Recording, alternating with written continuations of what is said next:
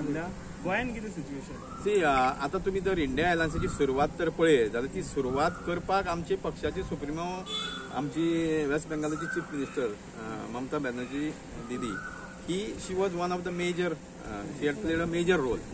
आता जरी थंय आमी पळयता की प्रत्येक स्टेटीचे पॉलिटिकल जे सिच्युएशन आसता ते वेगळे आसता. सो त्या खातीर जरी थंय अलायन्स जावना जाल्यार आमी हांगा कांय कॅन्डिडेट घालूना. So we are definitely a part of India alliance, there is no doubt about it. कारण तुम्ही पळयता की केरळान कम्युनिस्ट आणि Congress will be fighting against each other, but other state they are in alliance. Similarly, Punjab, Aam Aadmi Party and Congress is fighting against each other, but they are part of India alliance. So situation will vary from state to state. But आम्ही हांगा candidate काय आमचो TMCचो ना, so naturally we are a part of India alliance. तर जेन्ना फिदाल्गोन meeting जाली, फिदाल्गोन hotel Fortuner तेन्ना तुम्ही नाल्ले आणि कालच्या आझाद मैदानारूय नाल्ले तुम्ही. ज्या वेळार फॉर्च्युन हॉटेलांत मिटींग जाली तेन्ना म्हाका इन्वायट केल्लो, पूण हांव नासलो हांगा काही कारणा खातीर हांव गोंया भायर आसलो म्हणून हांव पावना.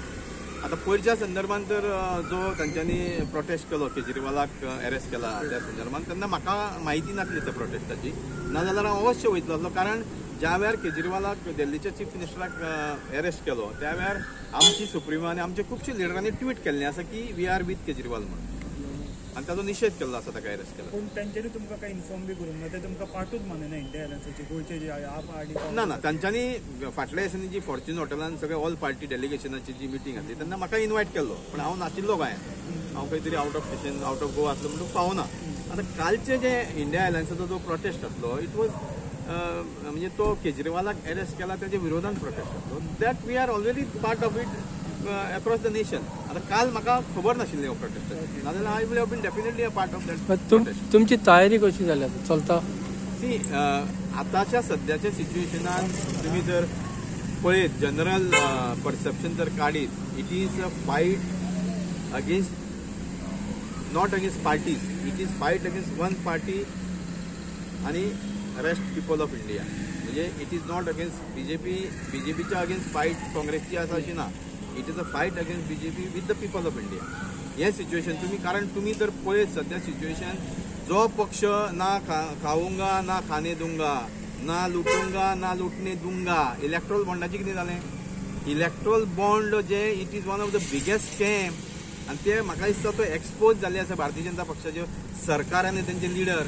तुम्ही बारीक तर विचार करी, ज्या वेळार सुप्रीम कोर्टान इलेक्ट्रॉल बॉन्डाची माहिती दिवपाक सांगले त्या वेळार स्टेट बँक ऑफ इंडियन 4 महिन्याचो टायम मागलो, म्हणजे अप टू 30th म्हणजे जुनान, म्हणजे इलेक्शन जावन ते डिक्लेअर करपाचे आसले. पूण honourable supreme court was very strict.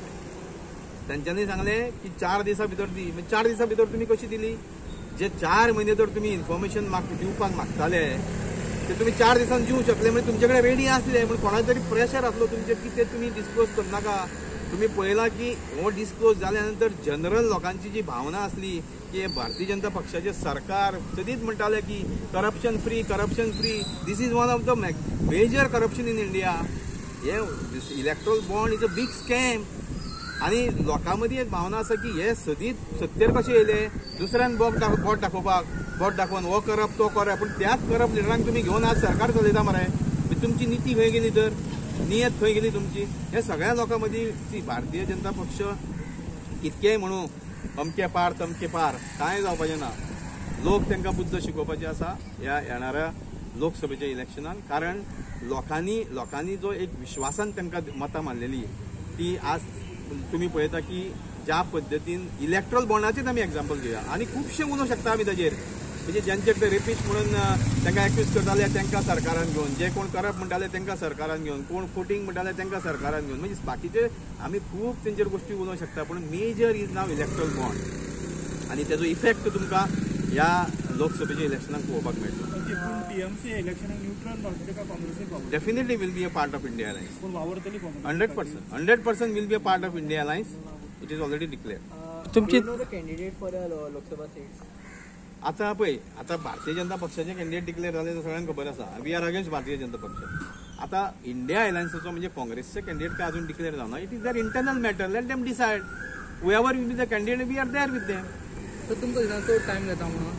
C आता कशा टायम जावप ना जावप, आता तुम्ही सावथाची तिकेट भारतीय जनता पक्ष तर आता इतके उलयता सगळे म्हणजे त्यांचो सरकार भक्कम, तेंच्यो नीती भक्कम आनी बाकीच्यो सगळ्यो गोष्टी विकसीत भारत बिरत तांकां कॅन्डिडेट मेळना मरे तेंचे मदलो, तांकां हाडचो पडलो कॅन्डिडेट. सो जनरली हांगा थंय गोष्टी बारीक मोठ्यो जातल्यो न्ही. Time will come that they will also declare a candidate. Thank you sir.